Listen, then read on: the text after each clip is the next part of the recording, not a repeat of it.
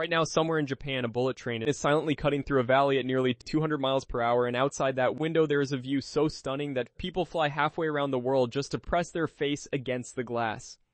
But here's the thing. That train ride is maybe the fifth most incredible experience you can have in a single day in this country. Japan is not just a destination. It is a sensory overload wrapped in thousands of years of tradition, served alongside some of the best food on the planet, and presented with a level of precision and care that will genuinely make you rethink how every other country operates. I've spent an unreasonable amount of time researching, planning, and dreaming about this place. And today, I want to take you on a journey through the wonders of Japan. Not the generic top 10 list you have seen 100 times. I want to show you why Japan hits different. Why people who visit once become obsessed. Why travelers who have been everywhere consistently rank it as the single greatest country they have ever experienced. And by the end of this video, I think you will understand exactly why. Let us start with the moment you arrive, because Japan begins impressing you before you even leave the airport.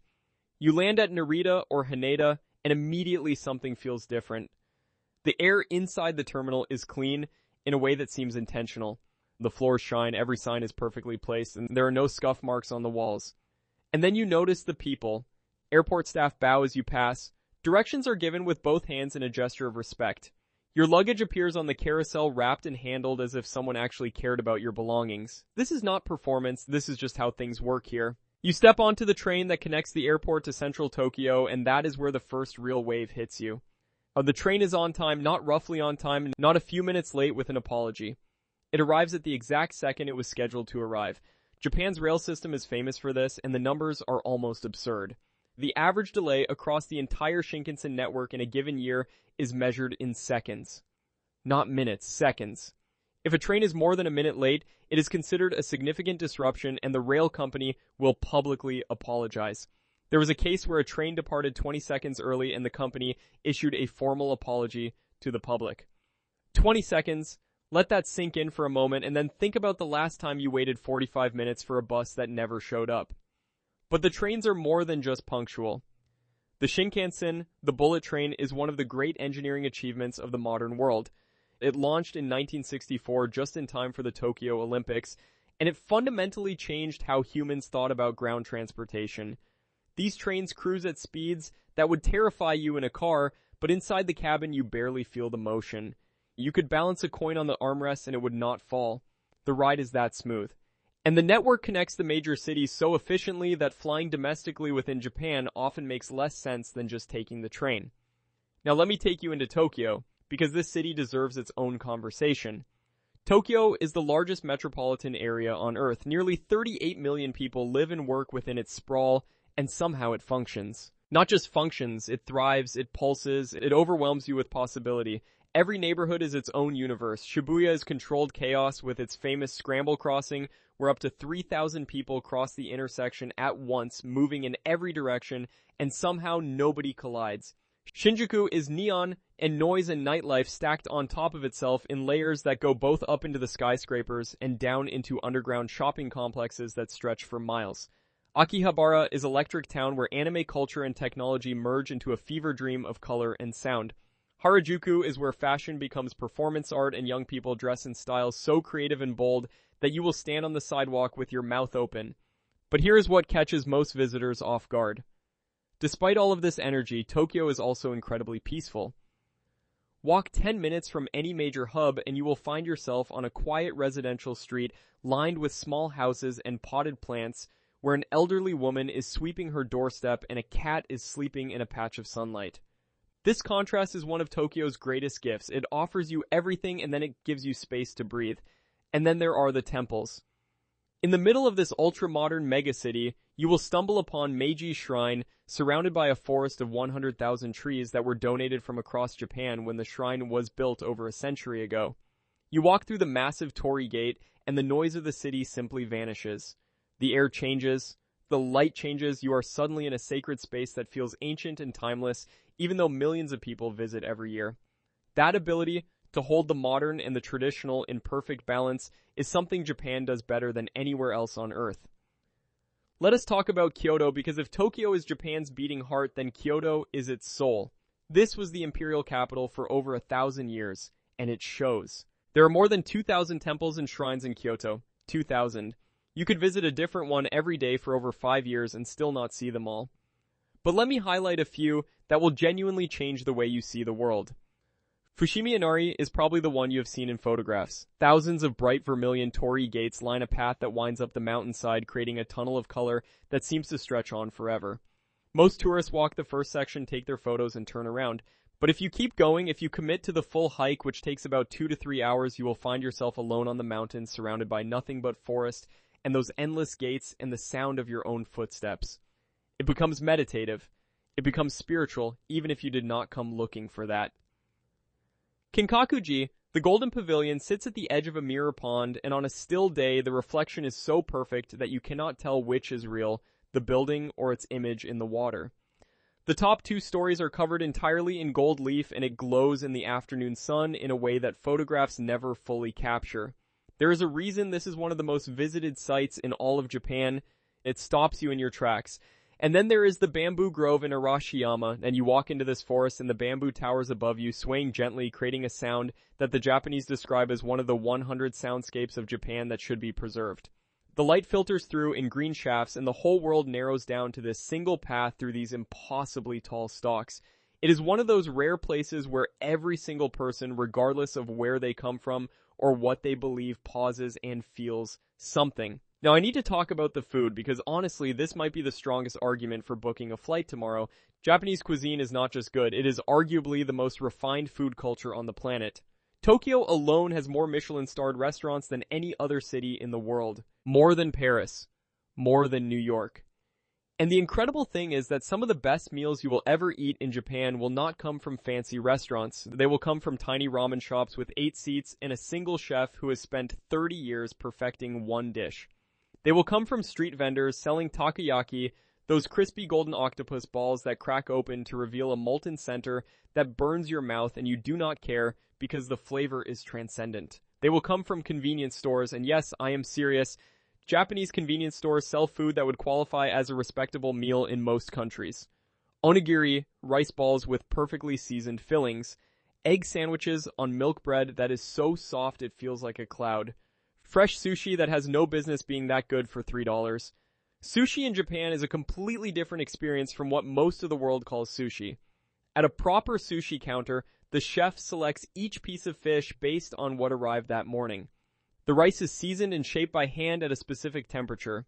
The fish is placed on top, and you are expected to eat it within seconds before the temperature changes, because the interplay between the warm rice and the cool fish is part of the design. Every single piece is a tiny masterpiece of flavor, texture, and intention. It is not a meal. It is a performance. And then there is ramen. Every region of Japan has its own style. Tonkotsu from Fukuoka with its rich, creamy pork bone broth that has been simmered for hours until it turns white and thick. Miso ramen from Sapporo Hardy, and warming perfect for cold Hokkaido winters. Shoyu ramen from Tokyo, clean and elegant with a soy sauce base that highlights rather than hides the ingredients. People will travel across the country to visit a specific ramen shop because the broth, the noodles, the toppings, they all tell a story of place and tradition and obsessive craft. Let me shift gears and take you somewhere that feels like a different planet. Hokkaido is Japan's northernmost main island, and it is a world apart from the dense urban energy of Tokyo or the cultural richness of Kyoto. Hokkaido is vast, open, and wild. In winter, it receives some of the deepest, most consistent powder snow on Earth, and skiers and snowboarders from around the world make the pilgrimage to Niseko and Furano to experience what locals simply call Japao. The snow is so light, so dry, so impossibly fluffy that it redefines what you thought snow could be. But Hokkaido is not just winter. In summer, the lavender fields of Furano bloom in waves of purple that roll across the hillsides like something from a painting. The seafood in Hokkaido is legendary. Hairy crab sea urchin scallops the size of your fist, pulled from water so cold and clean that the flavor is intensely pure. Sapporo, the capital of Hokkaido, is a laid-back city with wide streets, excellent beer, and a food scene that rivals anything in mainland Japan. Now let us go south, way south. Okinawa is Japan's tropical paradise, a chain of islands that stretches toward Taiwan with turquoise water, white sand beaches, and coral reefs teeming with life. But Okinawa is more than just beautiful. It is one of the world's blue zones, a place where people routinely live past 100. Scientists have studied the Okinawan lifestyle for decades trying to understand why. The answers seem to involve a combination of diet rich in vegetables, tofu, and fish, a strong sense of community, a concept called ikigai, which roughly translates to a reason for getting up in the morning, and a cultural attitude toward aging that is fundamentally different from the Western world. Okinawa also has its own distinct culture, separate from mainland Japan, with unique music, dance, food, and traditions that reflect centuries of independent history as the Ryukyu Kingdom. I want to take you to one more place that most travel videos skip entirely. The Japanese Alps. Yes, Japan has Alps and they are spectacular. The Tateyama-Kurobe Alpine Route takes you through mountains that in spring have walls of snow reaching 60 feet high on either side of the road.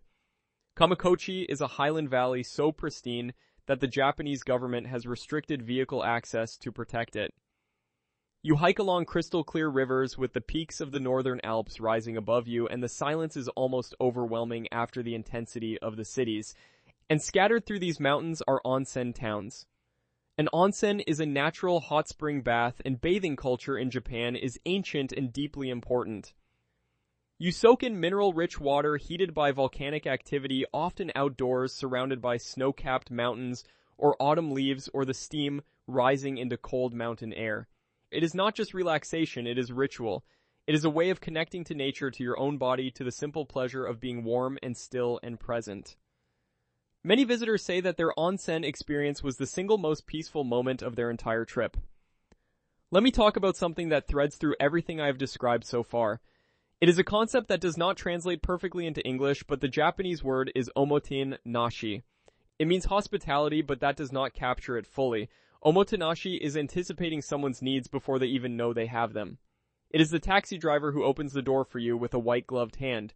It is the hotel that remembers you mentioned you like green tea and has a cup waiting in your room. It is the restaurant that wraps your leftovers in origami. It is the culture of treating every interaction with care and respect, not because you are paying for it, but because that is what it means to serve another person. Once you experience omotenashi, you will feel its absence everywhere else you go for the rest of your life. This brings me to something I find endlessly fascinating about Japan. The concept of wabi-sabi. Where Western culture tends to chase perfection and permanence, Japan has a philosophical tradition that finds beauty in imperfection and impermanence. A cracked bowl repaired with gold, a weathered wooden gate, the falling cherry blossoms that are beautiful precisely because they are fleeting. This philosophy shows up everywhere once you start looking for it. In the deliberate asymmetry of a traditional garden, in the rough texture of a handmade teacup, in the acceptance that seasons change and things end, and that is not sad. That is what makes them precious. Speaking of cherry blossoms, I would be doing you a disservice if I did not talk about hanami. Every spring, usually late March through mid-April, the cherry trees across Japan burst into bloom and the entire country celebrates. People gather under the trees with blankets and food and drinks, and they simply sit together and watch the petals fall. The forecast for cherry blossom season is a national event. It is broadcast on the news with maps tracking the bloom front as it moves from south to north across the islands. Parks fill up, rivers become lined with pink, entire mountainsides transform, and then within about a week the petals fall, and it is over. That brevity, that fleeting perfect beauty is the entire point. It is wabi-sabi in its purest form. Autumn in Japan is equally stunning. The momiji, the changing maple leaves, turn the temples of Kyoto and the mountains of Nikko into landscapes of red, orange, and gold that rival any autumn display anywhere in the world. Many temples illuminate the trees at night, and the reflection of fiery leaves in temple ponds creates scenes so beautiful they seem digitally enhanced. They are not, that is just Japan. I want to address something practical for a moment because I know many people assume Japan is prohibitively expensive. The truth might surprise you. While luxury experiences certainly exist and are world-class, Japan can be remarkably affordable. Budget hotels are clean and efficient. Train passes offer incredible value for tourists. Street food and casual dining are inexpensive and outstanding. You can have one of the best food days of your life in Japan for $30 or $40. The 100 yen shops are treasure troves of useful and quirky items. And the fact that Japan is one of the safest countries in the world means you are unlikely to encounter the petty theft and scams that plague tourists in many other popular destinations.